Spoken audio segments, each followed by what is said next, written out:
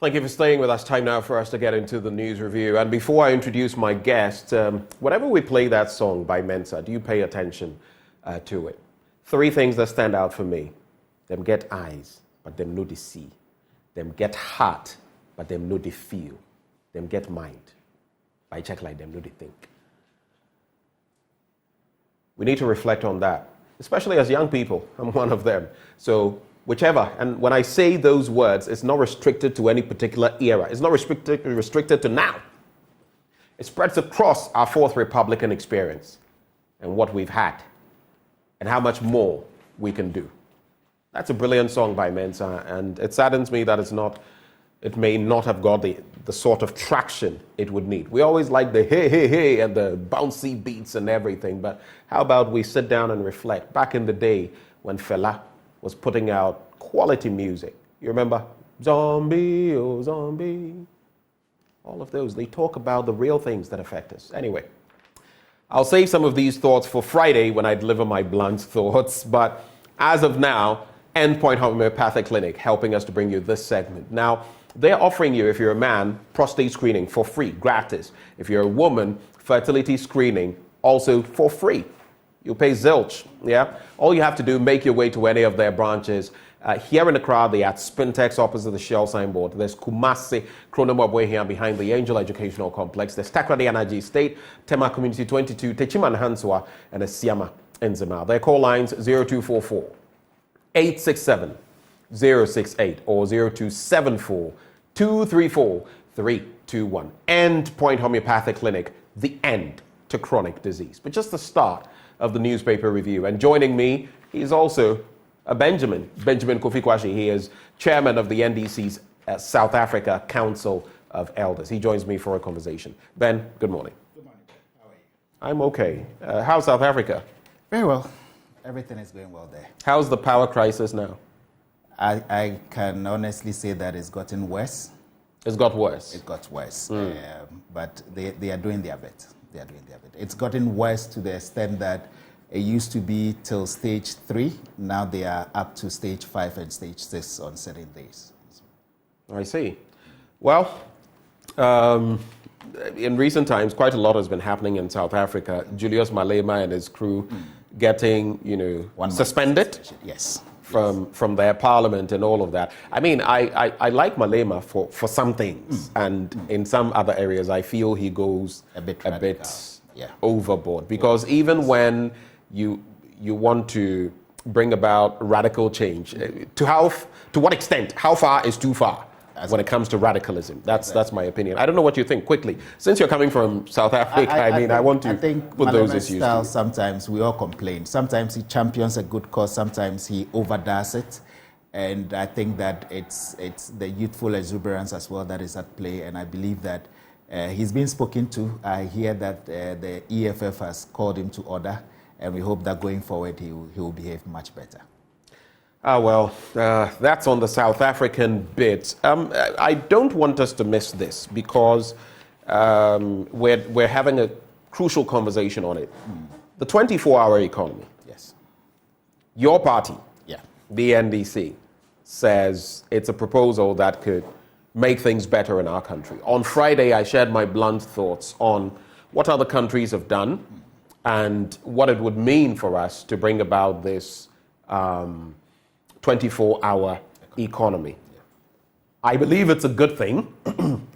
The issue is implementation. And I said, remember how the MPP spoke about free SHS and your side, it can't be done and this and that and that. Today we have free SHS. My problem is with the implementation, how it's being implemented. But the idea of itself is brilliant. Brilliant, yes. We already have F-Cube, so we could have a system where you're doing basic education for free, secondary education for free. There was a time on Nkrumah when even at the tertiary level, people were doing it for free and getting to travel to Germany, Russia, and others. Yes. In this instance, too, I feel this is a brilliant idea. I had an expose on many different countries. In the UK, London's economy, then there's Singapore, there's Tokyo in Japan, there's so many of them. Sydney in Australia. 24-hour economy. It's working for them. Let's stay away from the politics. Will this work? Can it work? Can we make it happen?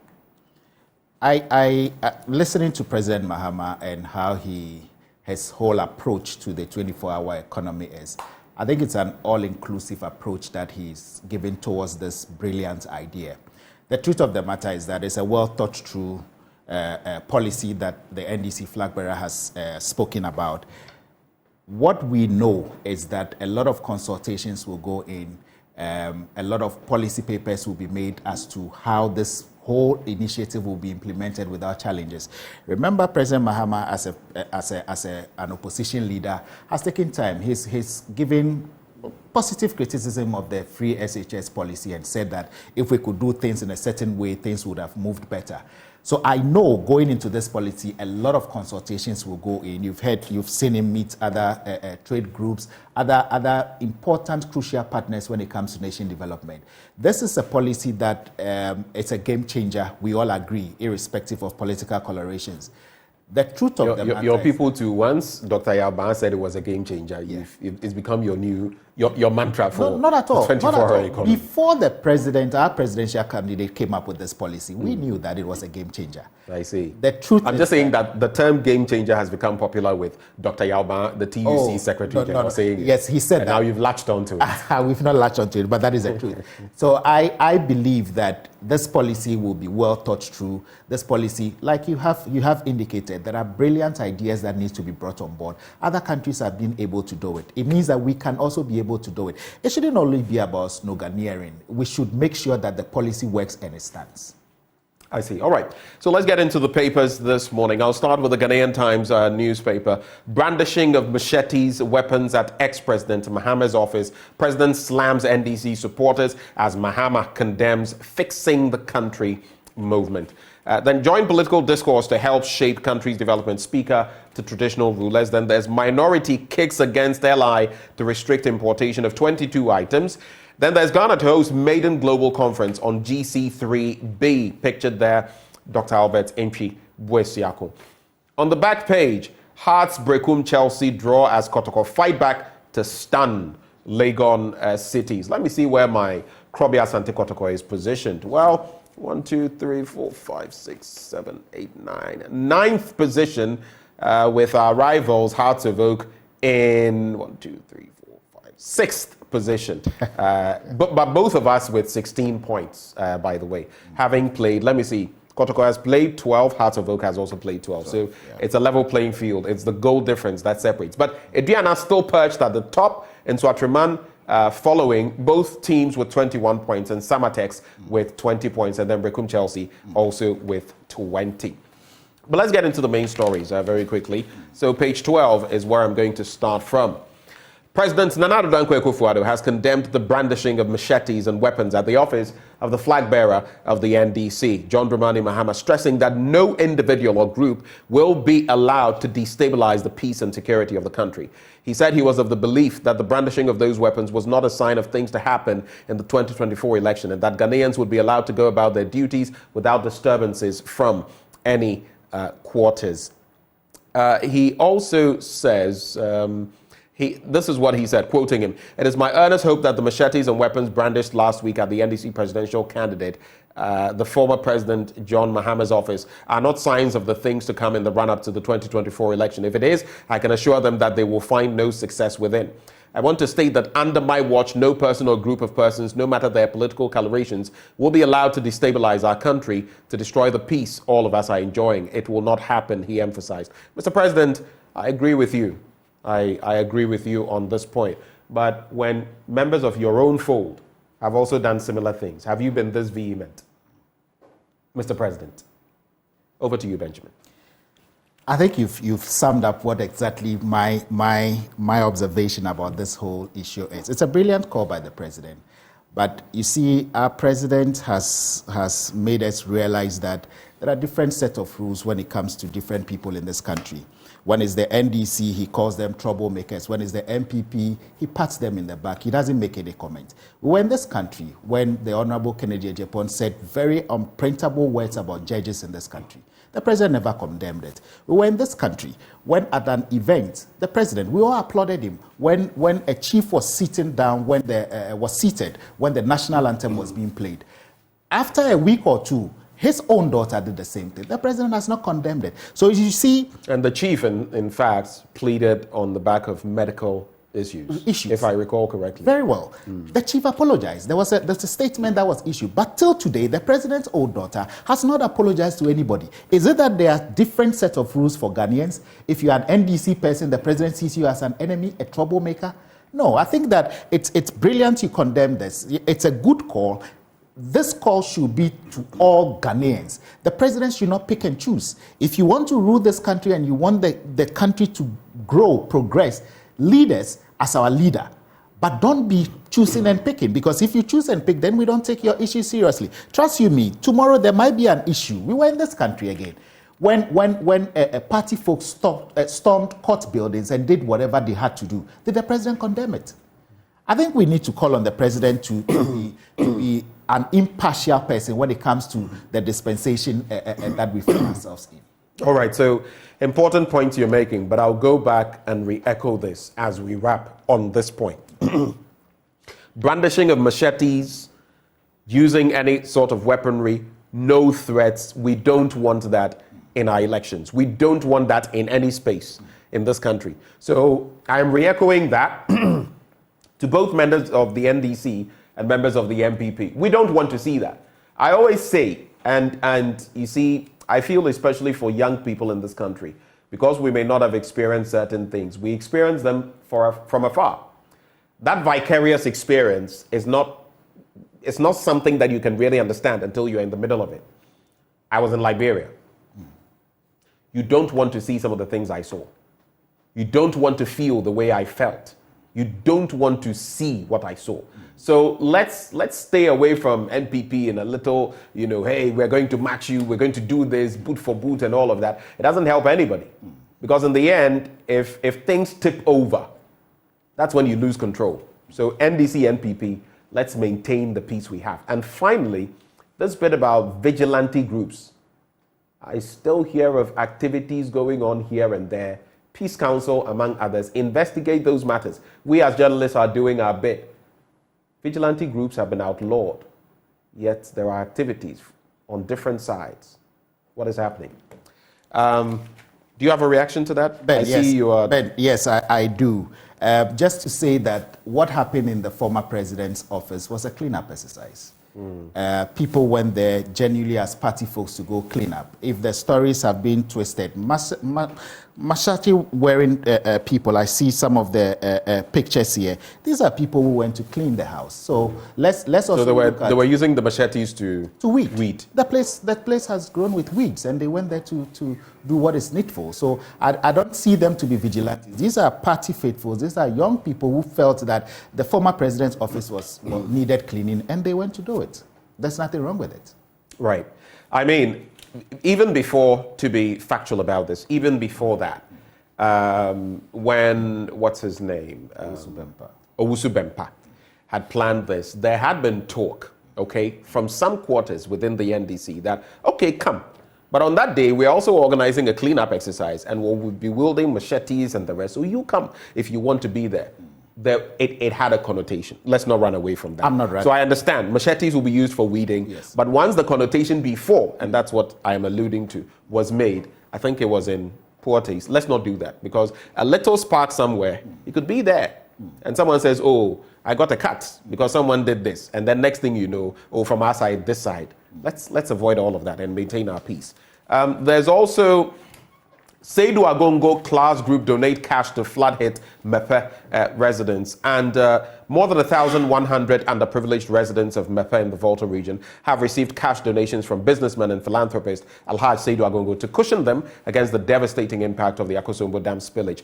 Each of the 1,158 aged single mothers, widows, and persons with disabilities received a minimum of 200 Ghana cedis from the founder of the Class Media Group as part of his and the group's charity efforts aimed at alleviating poverty from society. All right, so that's the story there. There's also new Aveyime rice farm investor targets cultivating 10,000 hectares of rice in 2024. And the new investor of Aveyime rice farms, Crisport Farms Limited, is seeking to cultivate 10,000 hectares of rice by the end of 2024 through the Outgrower Scheme. The Outgrower Scheme is a contractual arrangement where a large farmer who is well-resourced takes charge of smaller farmers by providing them with the necessary training on agronomy practices and some farm inputs for production. I think this is a good idea. It's Mr. Chris Budo, the owner of Chris Bot Farms Limited and the third investor for the Aveime rice farms in Bato Volta region, said the company would cultivate, like I've mentioned, 10,000 hectares of rice annually to feed the nation. But Mr. Budo, let's not, to feed the nation. Okay, so to feed a section of the nation. Aveime has a lot of capacity. Other parts of the country have lots of capacity when it comes to rice production. What do you make of this project? And I'd like you to tie it into the planned ban of goods, including rice. Even Nigeria has had its own issues. They will display the rice pyramids, but the issues at the bottom are there. What do you make of it? Good policy, yes, but how do we go about it? I think that the truth of the matter is that it's a brilliant policy, cultivating 10,000 acres. I believe that if we are all... This is hectares. Hectares. And I believe that Chris Bodo, right, and his group are doing a brilliant job. One thing that I'm so proud about reading the story is that he's also training other young farmers as well in that state so that they can come after him. These kind of policies are policies that we should all encourage, especially when it comes to entrepreneurship development, because we know that this is the way to go if we want to develop. And to feed the citizenry, I think it's possible. We can do it. We're not there yet, but gradually we would be able to get there. And when we do things right, I'm sure that as a country we'll get there. All right. I'll just wrap with these very quickly. Court affirms GRA's 19 million Ghana city tax liability against MTN Ghana. Recently, if I recall correctly, it was the vice president telling the GRA that it was a lazy man's approach to keep taxing the same people. Anyway, join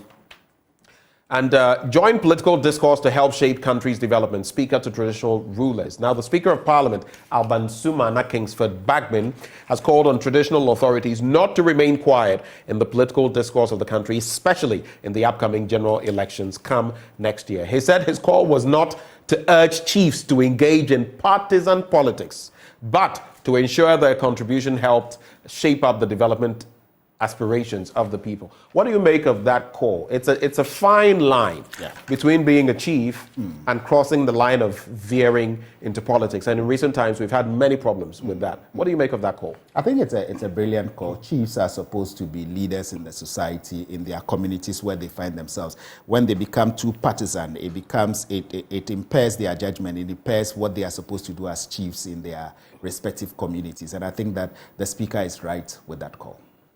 Let's get into some of the papers you have. In fact, let's complete your stack of newspapers. Okay. So you have the Daily Guide and the Publisher. And the Publisher. So I'll start with the Publisher newspaper. It says, on the front page, it says, Dame stops Torenko. Says company not credible to partner tour. Defense Minister lauds government support for military. Ghana to host global cyber conference on capacity building. So the main story is the one by that speaks to the issue of the Attorney General and Minister of Justice, Godfred Dame. It says that Dame stops Torenko, says company not credible to partner tour. The Office of the Attorney General and Minister of Justice has declared that Torenko Asset Management Limited is not a credible partner for Tema Oil Refinery to revive the ailing company. This follows the agreement between Torenko and the board of Thor to enter into a partnership where part of Thor will be leased to Torenko. In a letter to the General Transport, Petroleum and Chemical Workers Union of the Ghana Trades Union, it stated that the due diligence report raises questions about Torenko's credibility because it has no financial and technical capability to execute the transaction. This, I believe, is a brilliant story. If the Attorney General has seen that going into the minorities on several occasions have raised questions about certain agreements that other government institutions go into. And with this due diligence done by the Attorney General, I think we have to pat him in the back because he's stated clearly what in part the minority and other people have stated, that this deal is not worth carrying through, and then he has affirmed that. So it's a save to the Ghanaian economy. On the Daily Guide newspaper, on the front page, it says, We Power collaborates with German institutions. We've already dealt with the Nana issue to the NDC. It also gives us a story about Seydou Agongo class group donates to Mepe residents. And then tens of thousands march in Europe, call for permanent ceasefire in Gaza. I think these are the topic. And then on the editorial of the Daily Guide, it speaks to us about our Black Stars. It says, started wretched about our Black Stars. Well, it's quite a situation in respect of the Ghana Black Stars, but we keep praying for them and hoping for the best. It appears in recent times we've not had much success. Yes. I don't believe in luck, so I wouldn't say luck. Much success. This one comes through from Susan, who is a concerned viewer, who says, good morning, Ben. Please let your technicians know you are not in sync. It's from a concerned viewer, and it appears both of you are talking at the same time. So whatever is happening with, I'm sure this is the live feed on social media. We've taken stock of that. Thank you very much, Susan. And it's really good to hear from you this morning. I believe you are watching us all the way from Kwabena. Thank you for watching. We can get into other stories from other papers if you, or the same paper if there are any more you'd like to. I think that the issue about the Agric Minister chairing the Côte d'Ivoire Ghana Cocoa Initiative is another brilliant one. Over the years, we've seen that there are a lot of smuggling that has gone in here and there. So I believe that it's another way of, checking through to ensure that we don't smuggle cocoa through both borders and ensure that the revenues that are due to us as a country, we are able to get it. Yes, so it's a brilliant one. Then there's a story of on page 6 of the Daily Guide. It says, "I'll respond to your calls. Bawumia assures Otumfuo." Vice President Dr. Mahamudu Bawumia has declared that he will make himself available to the Asantehene Otumfuo Osei Tutu II whenever the king calls. Dr. Bawumia, who is also the flag bearer of the New Patriotic Party for the 2024 elections, said he adores and respects the Asante monarch.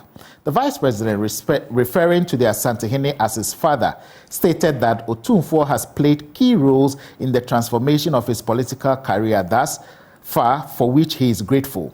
He therefore disclosed that continuing to subordinate himself to the Asantehene is a step in the right direction.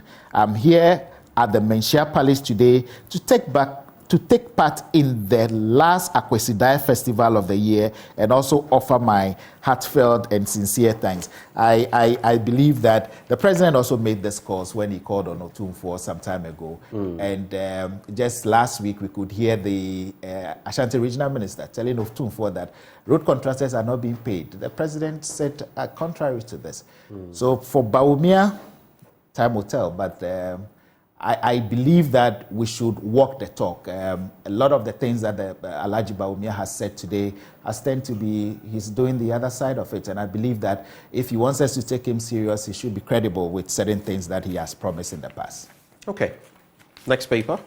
The next paper is the Publisher newspaper. It says Electrochem supports Ada citizens with portions of its concession to mine salt. It also have the story of the Defense Minister lauding government support for the military. Ghana to hold global conference on cyber capacity building. That is a story on page 7 of the Publisher newspaper. If we could just do a bit of it. It says that Ghana to host maiden conference on cyber capacity building. More than 800 delegates from over 100 countries across the globe are expected to participate in the first ever global conference on cyber capacity building, GC3B, from November 29 to the 30th at the Kempinski Hotel in Accra. The Director General, Dr. Albert Ntwi-Bosiaku, has announced. The two-day conference, themed Cyber Resilience for Development, is organized collaboratively with the Ministry of Communication and Digitization, Cybersecurity Authority, Global Forum on Cyber Experience, the Cyber Peace Institute, the World Bank, and the World Economic Forum. This is a brilliant conference as well that talks about cyber capacity building. The bullying, other vices that the cyber industry has unleashed on us. I think that it's a brilliant conference, the first of its kind, and Ghana is the one hosting it, and I think it's a pat on the back of us as a country. All right. Let's, barring any other stories you may have, if you have any. Yes. No? No. Okay, No. so let's get into some others here. The Finder newspaper, some stories we've already done, but let me just reiterate. GRA wins High Court case to recover $15.5 million. That's also tied to the other issue I raised in the other paper to do with MTN. This is another issue. Then there is Electrochem. You made mention of this. Yes. Electrochem builds 70 artisanal salt mining pans for towns. There seems to be quite a lot happening in this area. Recently, someone got killed, and I don't know how we're going to resolve this issue. Some have had their issues with Electrochem. Others have had their issues with the townsfolk. But even before this Electrochem deal, the people of Adan, the Songo mine, had been in operation for, I believe, centuries. This had been a source of livelihood. I'm just saying that let's manage it well. Investment, yes. Yeah. Let's do the right thing. The tussles, the scuffles, the back and forth are not in the right taste. And I believe if the right things had been done and all the boxes had been ticked, we wouldn't be where we are now with continuous, problems there. But this is a good step. It is some sort of an attempt to reach out by Electrochem, and I feel it's a step in the right direction. Let's look at pages 8, 9, and 11. 3 crucial stories I want to look at there. The first one, I'll just take a brief look at it. Otumfuo bemoans brain drain consequences, calls for creation of opportunities for young graduates to stay, work in Ghana. But how do we do it? How do we create the jobs? We moved from about 5-point-something% when it comes to unemployment. Now the youth unemployment, or is it the total unemployment, I believe, stands at 13-point-something%. With such statistics, it's problematic. That is why, for me, I dislike the politics when it comes to, MPP has said this, so NDC will push against it. NDC has said this, so necessarily MPP will push against it. I know some of you who now are going against this 24-hour economy. If it had been your party that had proposed it, today you'll be supporting it. That's the problem I have with the hypocrisy. If it's good, it's good. Free SHS is good. The implementation is the problem. I feel this 24-hour economy thing, we can do it. Someone sent me a message saying, do farmers farm 24/7? The thinking. Go to places like Brazil. Do you know that, there are farms that are, of course, automated? Yes. Are you aware? Mechanized farms. So that overnight, they are still working. You may not need the human interface all the time, but they are mechanized. I mean, how can we think like this? Again, with this policy, if we get things right in terms of those who will handle it, in terms of the economy and getting the right things in place, in terms of security, it's the implementation. It's not the idea. The idea is good. It's the implementation that could be the problem. Just as with free SHS. Anyway, so that's that. And I link that to the fact that if this is your rate of unemployment, and on Friday, if you watched my blunt thoughts, if you've not, just go and watch it because you'll get the breakdown. Different parts of the world, what they are doing, from the USA to the UK to Japan to Australia to Singapore, what they are doing, the city-state of Singapore, and what we can learn from them. Because if it's going to create jobs, aid our economy, why not? Why not? Must it be everything NDC MPP? No. We're becoming too polarized in this country. Yeah. And I think it's a problem. But then let's get to pages 9 and 11. I'll wrap with those issues. Those will be my final stories. Okay. Eye healthcare facing major challenges in Ghana. In a gathering of optometrists from across Africa, the Ghana Optometric Association highlighted 7 critical issues affecting eye health in Ghana. The urgent observations encapsulated in a communique from the Joint African Council of Optometry and the Ghana Optometric Association annual general meeting held from October 19 to 22, 2023, addressed pressing concerns that demand government's attention for enhanced eye care services. Under the theme, Expanding Optometric Practice in Africa, focus on scope training and legislation. So the communique revealed a concerning trend where a significant number of trained optometrists in Ghana had left the country due to poor working conditions and a lack of government posting after graduating. The association anticipates that the ongoing job evaluation will result in improved conditions of service, hoping to stem the exodus of skilled professionals. You should get more details from this story, but There are a lot of things we take for granted. Eye care, wahala. Yeah. Are you aware that I believe it is, I don't know which is which, but even those of our brothers and sisters who are visually impaired, I think it's about 60+% of them who don't have access to white canes that we should provide for them. We're not providing them. The last time I checked, it's either 40% plus or 60% plus. One of them is the group that has it, and the other group does not have it. Something as basic as that. And then there is this final story I'll look at. 2 in every 5 women, 2 in every 5 women, that is 40%, suffered intimate partner violence. That's according to the Ghana Statistical Service. So it has released alarming preliminary findings from the 2022 Ghana Demographic and Health Survey report, indicating that 41.6% of women aged 15 to 49 years in Ghana have been victims of intimate partner violence. The report highlights the prevalence of emotional, physical, or sexual IPV experienced by women in the country.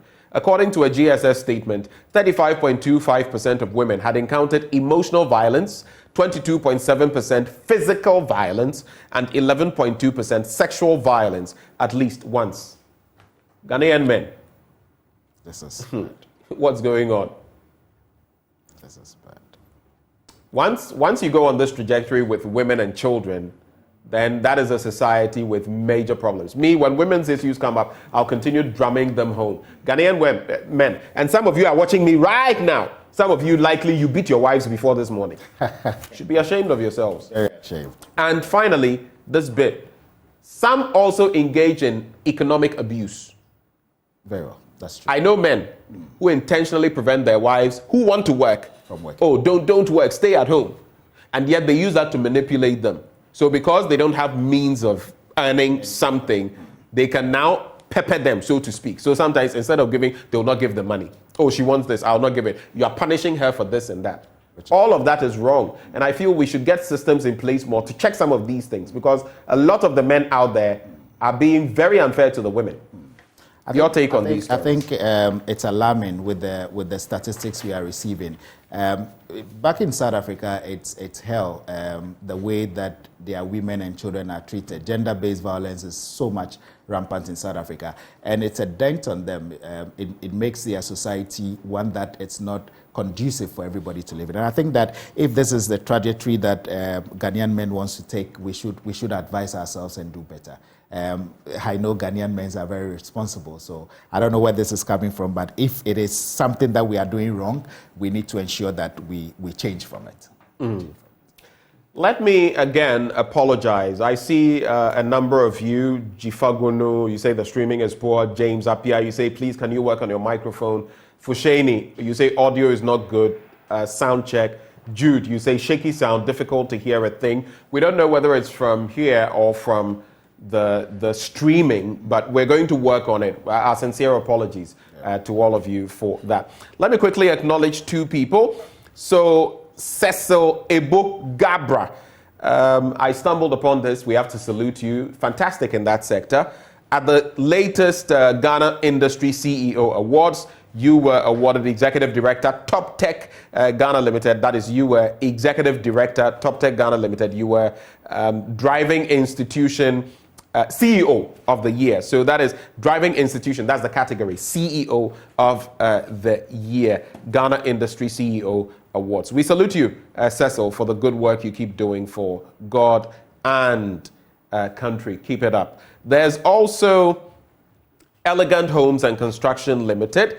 And you recently received an award for Ghana, that is at the Ghana Property Awards, the Best Residential Developer Middle Income Luxurious 2023. Best Residential Developer Middle Income Luxurious 2023. We salute you as well. You collaborate with us all the time for the Habitat Fair. We salute you on the good work you are doing. I also want to just chip this in. This young boy, Gabriel, suffering from cerebral palsy, sat the BEC. The right systems were not supposedly put in place now. There were problems with hearing him because he can't write because of, the ailment and everything. The story was put on social media, and what we got in touch with the family. The response I am getting is that, and we're trying to do the story, we had even set off to do the story, and threats by the district, educational setup at this person because they put it on social media. But if you had done the right thing, would he have cause to put it out there on social media? That's my beef. We do the wrong thing, and when it's out on social media, then you phone the people and you threaten them. What is that about? But I'll get time for you guys on that bit. Okay. Any final words? Yes. On a sad note, you spoke about Asante Kotoko, so I believe that you've seen the story of their legend, Papa Ako, who is dead. It says the former Asante Kotoko captain, Ernest Papa Ako, popularly known as Soccer Bob Marley, has been confirmed dead.